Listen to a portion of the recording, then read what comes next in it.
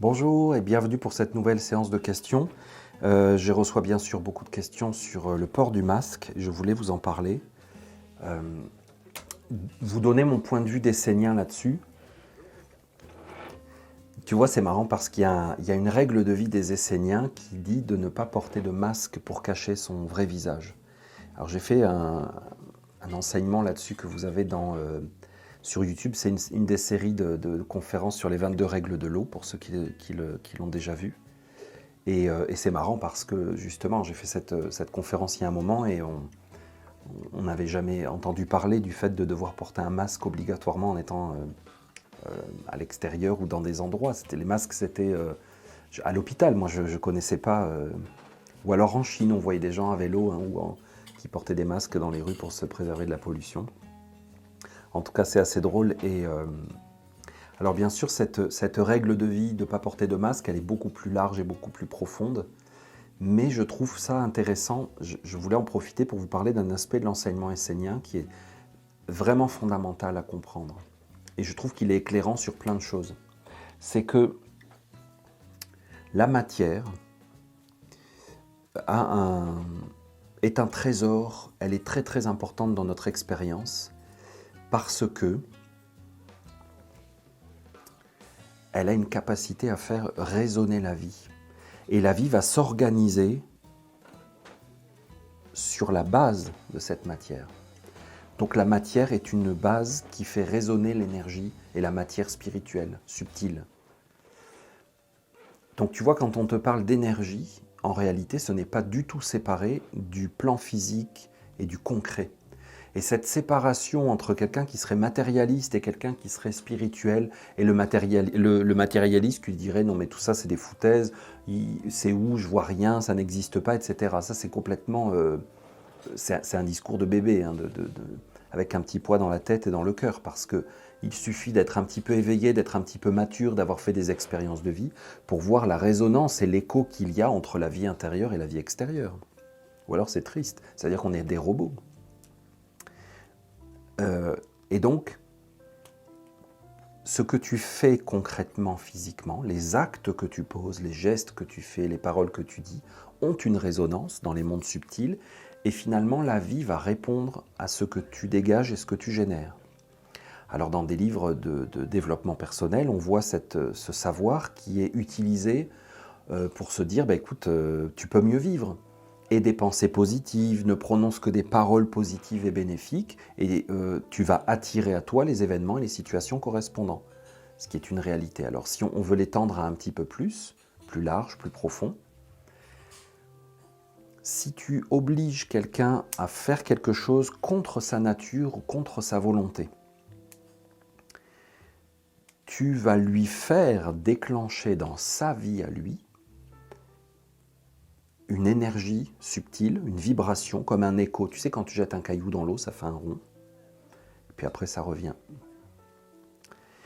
Et donc, tu peux faire engendrer à quelqu'un un certain karma en fonction de ce que tu lui fais faire. Il participe à quelque chose, qu'il soit conscient ou inconscient. Et son futur, il est en train de bâtir son futur. Si tu veux, la nature, elle répond à tes injonctions. Alors, tes injonctions, oui. C'est-à-dire que si tu jettes une pierre et que tu dis « je veux que cette pierre reste en suspension », elle va te retomber dessus, c'est sûr. Il y a des lois et une organisation. Mais quand on te fait faire un acte, comme par exemple porter un masque, mettre un masque à des enfants, tu légitimes et tu valides aux yeux de l'univers le gouvernement ou la personne ou la loi qui te fait obéir. Et tu votes. Tu votes par ton existence et par le geste que tu accomplis. Donc quand tu fais porter des masques à des enfants, par exemple, tu votes et tu leur construis un futur. Tu as une très grande responsabilité en tant qu'adulte avec des enfants. Et quand tu es gouvernant, ça veut dire que tu estimes que tu es un adulte plus mature et intelligent, et que les gouvernés sont plus infantiles et moins intelligents, donc il faut que tu penses à leur place et que tu organises leur vie. Tu leur fais faire des actes et tu leur fais bâtir un certain futur correspondant. L'homme ne doit pas remettre à un tiers sa responsabilité, son autonomie, son indépendance. Et s'il le fait, il faut que ce soit auprès de sages qui ont à cœur le bien commun. C'est facile à dire. Et donc le port du masque aujourd'hui, massif, obligatoire, forcé, va avoir des incidences beaucoup plus grandes que notre simple inconfort momentané. Il est un acte fondamental qui va déterminer un futur pour notre civilisation, notre humanité. Alors ce n'est pas, je vous apprends rien, on en a fait plein dans le passé des actes, beaucoup, qui font aujourd'hui qu'on est dans cette situation. Donc il faut voir que ce qu'on vit aujourd'hui n'est que la conséquence de ce que nous-mêmes, dans le passé, nous avons fait, ce que nos ancêtres ont fait pour nous, les choix qu'ils ont faits, les priorités qu'ils ont données et les actes qu'ils ont posés, même sous la contrainte. C'est pour ça qu'il y en a qui disent la liberté ou la mort, parce qu'ils pressentent à l'intérieur d'eux que si on leur fait faire un acte qui est contre leur certitude profonde, ils se souillent, ils se salissent et ils vont engendrer du malheur. Et donc ils préfèrent disparaître de ce monde que faire quelque chose qui est contraire parce qu'ils savent qu'ils vont engendrer un futur. Tu vois que dans les tombes égyptiennes, quand tu vois ces magnifiques fresques, surtout du Nouvel Empire, où tu as des nobles qui se sont fait enterrer dans des tombes magnifiques, et on les voit en train de semer du blé, récolter, labourer leurs champs et tout.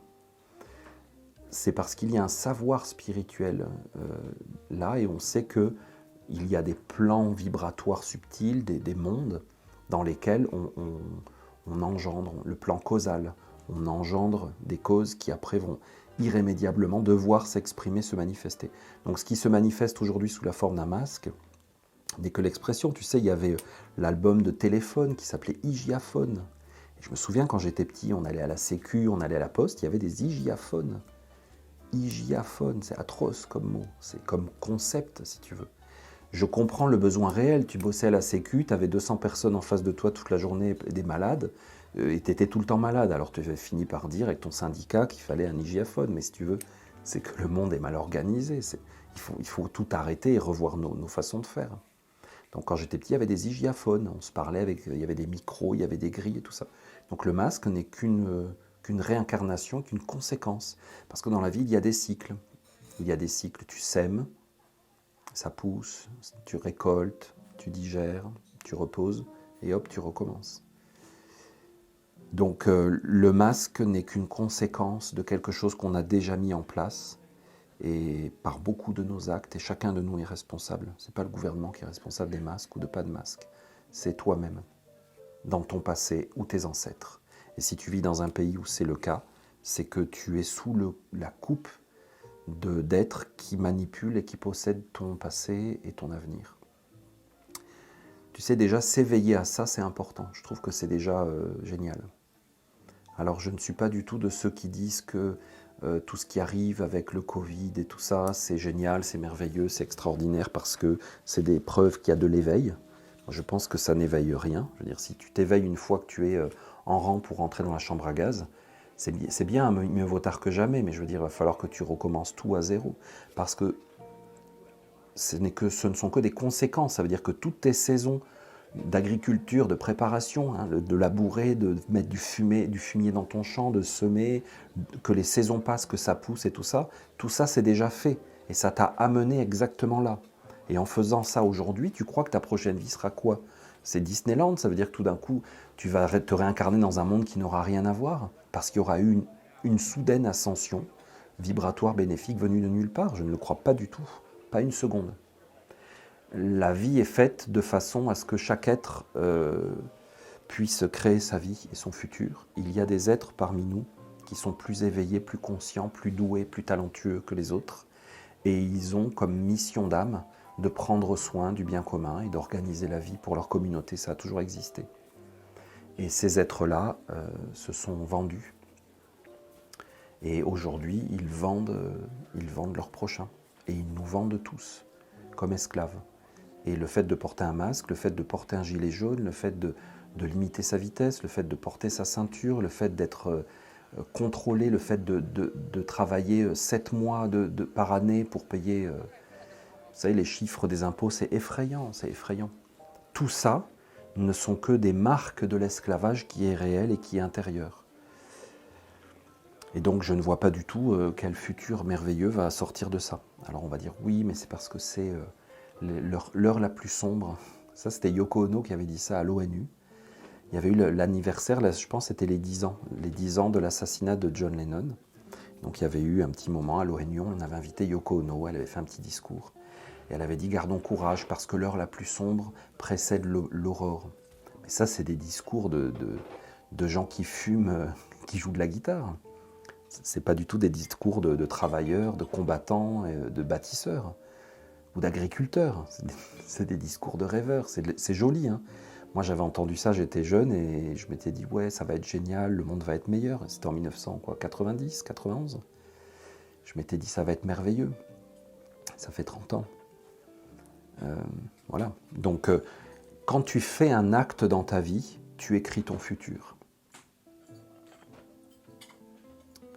Et aujourd'hui, des êtres, des mondes, des intelligences, des organisations te font écrire un futur pour toi-même et pour toute l'humanité. Et c'est ça qui se passe. Voilà toute l'implication réelle du masque. Donc je comprends que ça diminue l'oxygène, je comprends qu'il y a plein d'arguments supplémentaires. Hein. Tu vois, je connais une dame qui est directrice d'une école maternelle privée, et elle a reçu des directives ministérielles en Europe qui lui ont dit, à partir de maintenant, dans l'éducation, donc elle a plein de buts, elle doit apprendre aux enfants à se familiariser avec l'alphabet et tout ça, et il y a s'habituer au port du masque. Ça fait partie de ses objectifs en tant que pédagogue. Et donc tu comprends bien qu'elle se questionne tout d'un coup, elle s'éveille, elle se dit « mais pour qui je travaillais ? Tout ce temps-là, toutes ces années, pour qui je bossais ? Quand on m'a dit qu'il fallait que je fasse ça pour les enfants, que je fasse ça, ceci, cela, je le faisais pour qui ? Est-ce que c'était pour le profit de l'enfant, pour son bénéfice, pour son bien-être ? Est-ce que, en fait, j'étais embauché par un système qui, depuis longtemps, fabrique des clones, fabrique des ouvriers, fabrique pas des individus libres et autonomes ? C'est une occasion d'éveil, c'est bien. Donc, voilà. Si tu m'interroges sur le port du masque, vous êtes nombreux à me parler de ça. Sachez que vos actes sont des écritures et que pour l'instant, nous écrivons largement le roman et les prochains chapitres de quelqu'un d'autre, mais pas de nous, ni du réel. Alors, tu vas me dire, c'est déprimant. Qu'est-ce qu'on fait avec ça? Mais non, pas du tout, si tu veux, c'est pas nouveau. C'est même extrêmement ancien. Donc, l'art de vivre essénien consiste à offrir une réponse à ça. Et donc, toute la façon de vivre des Esséniens est basée sur ce savoir que chacun de nous écrit son futur. Et donc, nous posons des actes concrets et conscients que nous appelons, je ne sais pas, ça peut être de la théurgie, ça peut être une discipline de vie, ça peut être un rythme. Tu poses des actes conscients spécifiques qui sont placés dans une alliance particulière, qui vont te permettre d'avoir d'autres énergies, d'autres influences dans ta vie et d'avoir un autre futur. Et définitivement, les Esséniens n'ont pas le même futur que d'autres. Et ce n'est pas les seuls, hein. Chacun se fait son futur. Tu vois, si par exemple tu vas égorger quelqu'un dans la rue en pensant gagner une place au paradis, tu te crées un futur. Et tu crées un futur pour ta communauté, ta religion et l'humanité. Donc tout le monde fait ça, hein. Les Esséniens le font d'une façon qui est spécifique et propre à l'essénisme.